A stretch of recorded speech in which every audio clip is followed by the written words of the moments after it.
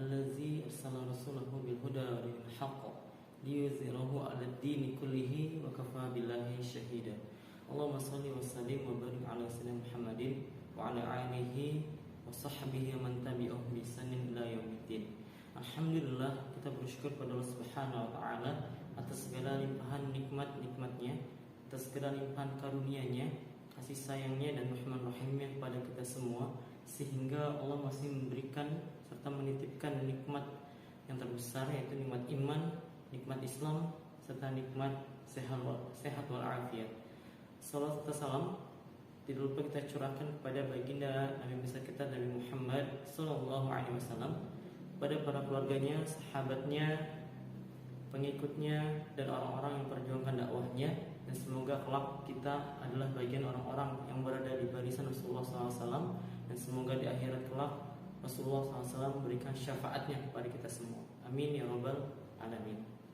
Di dalam menjalani suatu kehidupan yang kita jalani, tentu manusia serta hewan dan tumbuhan mengalami yang namanya suatu perkembangan, suatu pertumbuhan, yang dimana kita ketika baru lahir tentu ukuran tubuh kita tidak sebesar saat ini. Tentu hewan yang baru lahir ukurannya yaitu kecil. Lalu seiring berjalannya waktu, manusia, hewan, tumbuhan yang baru lahir, yang baru tumbuh, mulai berkembang. Seiring berjalannya waktu terus berkembang, kemudian tumbuh, ya, tulangnya, badannya tumbuh menjadi besar. Dan ini yang disebut adalah suatu evolusi dalam kehidupan. Menarik sekali, ada sebuah teori yang dinamakan dengan teori evolusi.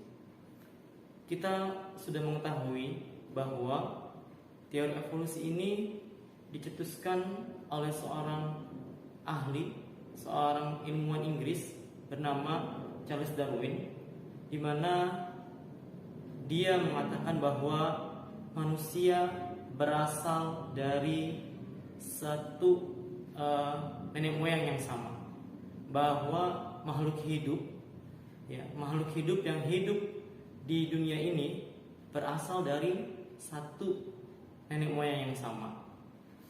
Lalu kemudian teori Darwin ini mengalami yang namanya kontroversi. Ya, banyak peneliti, banyak ilmuwan meneliti tentang teori Darwin ini. Ya. Dan tentu jelas sekali bahwa jika teori Darwin ini mengatakan bahwa manusia berasal dari satu nenek moyang sama, yaitu berasal dari kera, ya, bahwa yang mirip dengan manusia itu adalah hewan kera, dan mengatakan bahwa manusia berarti berasal dari kera. Dan ini sungguh sangat kontroversi. Lalu kenapa teori Darwin ini ditolak, atau kenapa teori Darwin ini mengalami kontroversi? Karena belum ditemukannya fosil, yaitu fosil yang membuktikan bahwa manusia itu berasal dari kera. Seandainya memang betul, jika memang teori Darwin ini mengatakan manusia dari kera, maka harusnya ada fosil yang ditemukan berbentuk fosil setengah manusia dan setengah kera, yang ini menjadi bagian dari urutan manusia berevolusi. Dan karena fosil ini tidak ditemukan, yang bisa dianggap bahwa ini adalah missing link, yaitu ada rantai yang hilang dari teori Darwin tersebut. Lalu bagaimana pandangan Islam, bagaimana syariat Islam, bagaimana Al-Quran dan hadis dalam menjelaskan penciptaan manusia?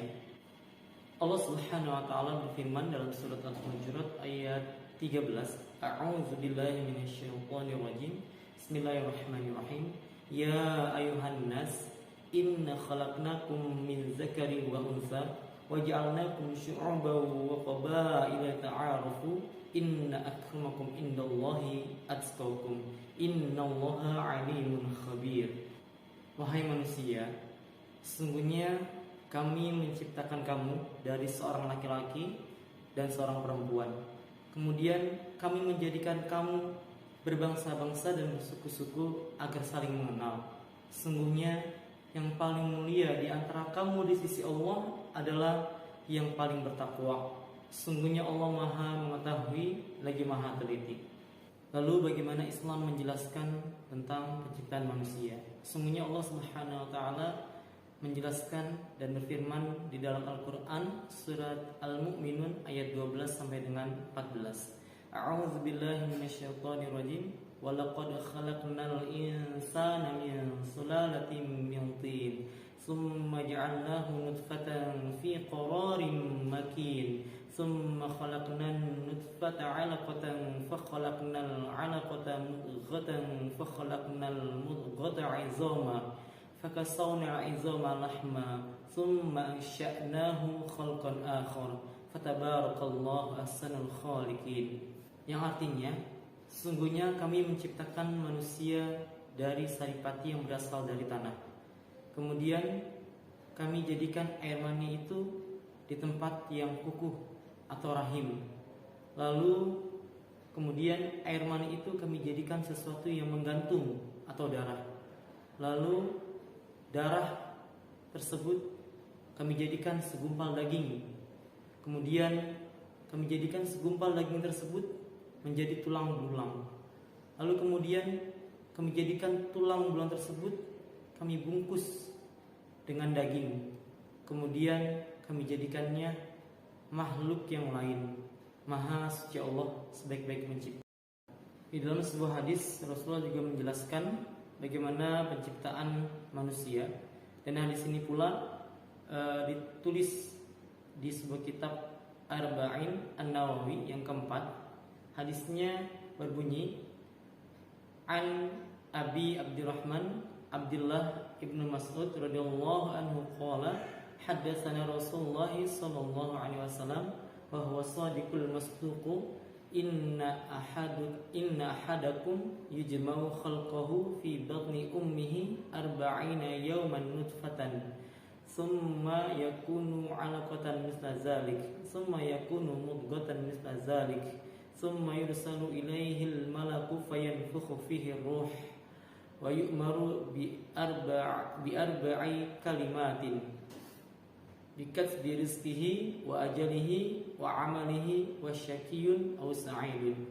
Yang artinya dari Abu Abdurrahman Ibnu Mas'ud radhiyallahu anhu, Rasulullah berkata, Rasulullah menceritakan pada kami, beliau adalah As-Shadiq Al-Masduq, yang benar lagi dibenarkan perkataannya.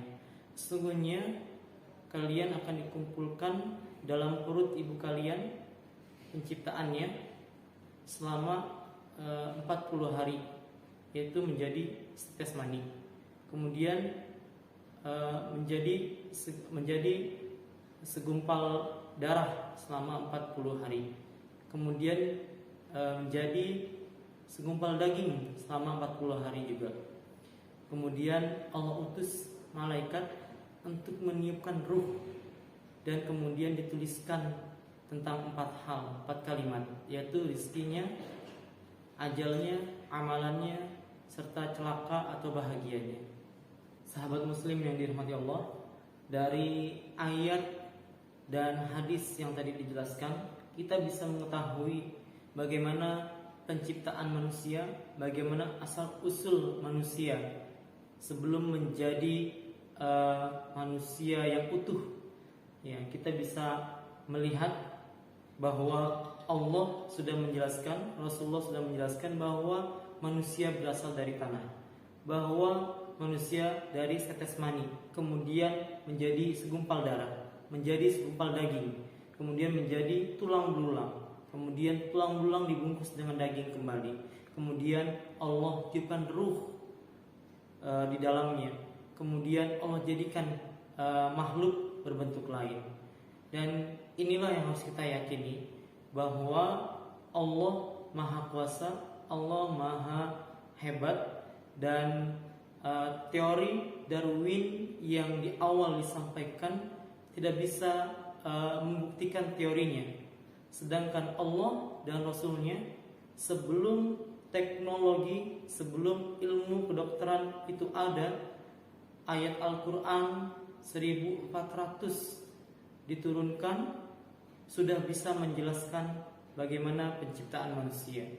Maha kuasa Allah dengan segala firman-Nya.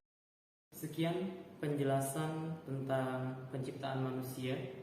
Yang benar datangnya dari Allah, yang salah datangnya dari saya.